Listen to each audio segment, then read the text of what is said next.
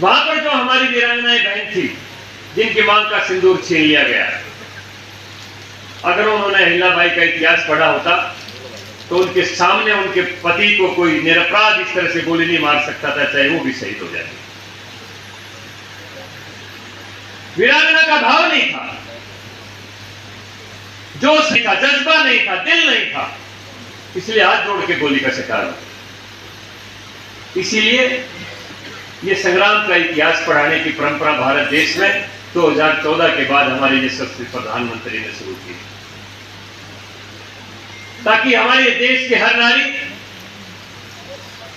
उसके अंदर अहिल्याबाई का जज्बा हो, उसके अंदर झांसी की वीर रानी का जज्बा हो।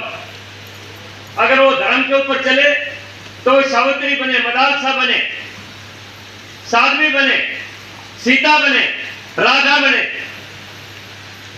अगर वो शौर्य के मार्ग पर चले तो अहिल्याबाई बने, वो झांसी की वीर रानी बने, लेकिन हाथ जोड़ के याचना ना करें। इसीलिए नरेंद्र भाई मोदी जी ने पुलवामा हमले के बाद पूरी दुनिया को संदेश दे दिया कि अब याचना नहीं, रण होगा, जीवन जय या मरण होगा। हिंदुस्तान हर आतंकवादी घटना को युद्ध के रूप में लेगा और आतंकवादियों और उनके पोषण करने वालों को, उनके संरक्षण देने वालों को उनकी कल्पना से परे सजा मिलेगी। जो पाकिस्तान की कमर तोड़ी वो पूरी दुनिया के सामने। अगर जीवन का जज्बा हो, आदमी के अंदर संस्कार हो, आदमी के अंदर राष्ट्र का भाव हो, तो उसी के अनुरूप अपनी जिंदगी को ढाल सकता है।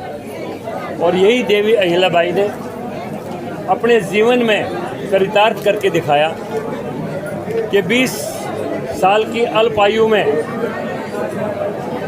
वो विधवा हो गई, खांडेराव जी का निधन हो गया। केवल 8 साल की आयु में, उस समय बाल विवाह प्रथा चालू थी, उनका विवाह हो गया था। लेकिन उसके बाद जो उन्होंने मालवा क्षेत्र में इंदौर से लेके पंजाब तक जो राज्य किया, और राज्य केवल एक राजा के रूप में नहीं, एक सेवक के रूप में किया।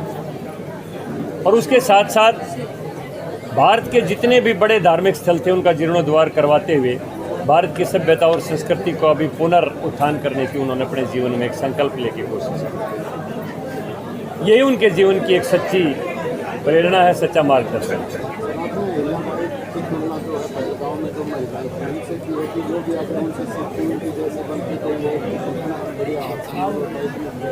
बिल्कुल लड़ना चाहिए था, मैं मानता हूँ लड़ना चाहिए, और लड़ते तो कम शहादत होती और वो भी मारे जाते।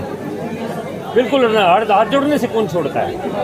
वो तो मरने के लिए आए थे, वो तो आतताई थे, आतंकवादी थे, अत्याचारी थे, उनके दिल में दया थोड़ी थी। कितने हाथ जोड़ ले, उनको छोड़ना थोड़ा था।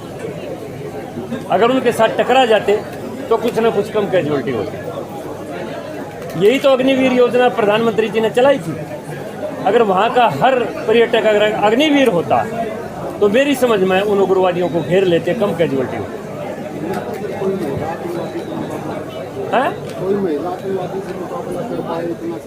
क्यों नहीं? देवी अहिल्याबाई क्या थी? महिला थी ना। रानी झांसी की लक्ष्मीबाई क्या थी? वो महिला थी ना। उन्होंने कितना टकराव किया, कितना मुकाबला किया। हमें यही तो भाव जगाना है अपनी बहनों के अंदर कि वीरता के भाव से रहे।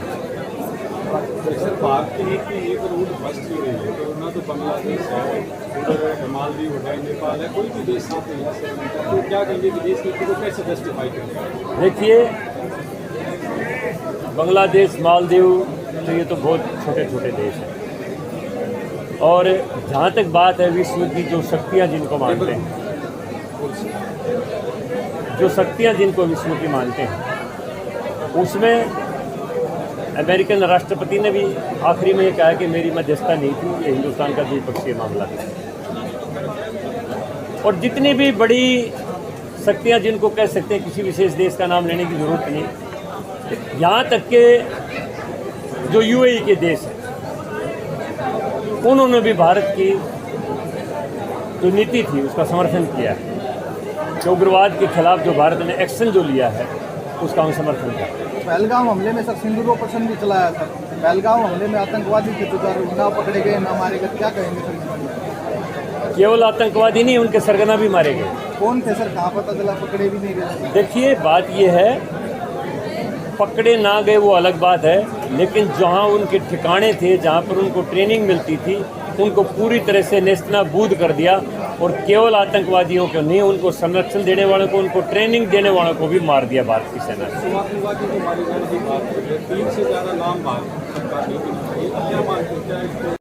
देखिए बात ये है, ये रक्षा मामला का विषय है और इसके ऊपर काफ़ी गंभीरता से भारत सरकार एक एक कदम को सोच सोच के उठा रही है। इसके ऊपर को ज़्यादा मुझे विस्तार से नहीं कहना है, लेकिन कुल मिला के जो प्रधानमंत्री जी ने कहा था कि जो आतंकवादी यहाँ पर आए और निरपराध हमारे लोगों को उन्होंने मौत का शिकार बनाया, गोलियाँ मारी, हमारी बहनों का सिंदा और छीना, हम उनको कल्पना से बड़ी सज़ा देंगे जो उनकी कल्पना में नहीं होगी, वो उनको करके दिखाएं। राहुल गांधी आज जो है यात्रा पर, उस यात्रा को आप कैसे देखते हैं? देखिए राहुल गांधी की बात को कोई भी गंभीरता से नहीं लेता है और लेना भी नहीं चाहिए।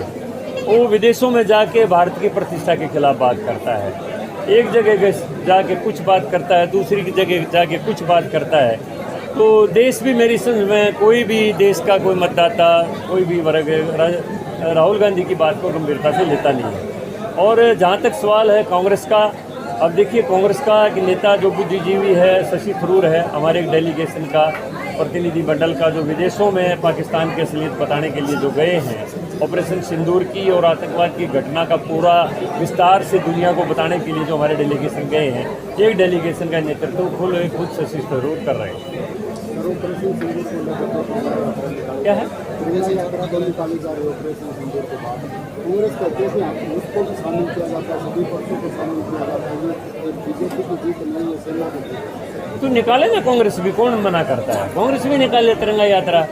और अपने हमने तो हमारे सेनानियों ने जो पराक्रम दिखाया, बिना किसी कैजुअल्टी के पाकिस्तान के ऊपर उसके पूरे सिस्टम को नेस्तनाबूद कर दिया।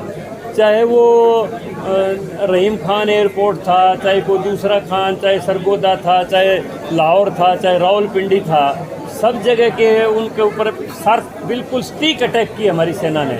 और एक भी ड्रोन हमारी सीमा को क्रॉस नहीं कर सका। अगर क्रॉस करने की कोशिश की तो आसमान में ख़त्म हो गया, नीचे उसके अवशेष आके पड़े हैं। और हमारी जितनी ब्रह्मोस मिसाइलों ने टारगेट तय किए, बिल्कुल टारगेट के ऊपर जाके अटैक किया। तो सेनाओं के पराक्रम दिवस के रूप में भारतीय जनता पार्टी ने तिरंगा यात्राएं निकाली हैं। इसमें अगर कांग्रेस भी निकालना चाहिए तो सैनिकों का मनोबल बढ़ेगा, उसमें कौन इनकार करता है? बढ़ाइए।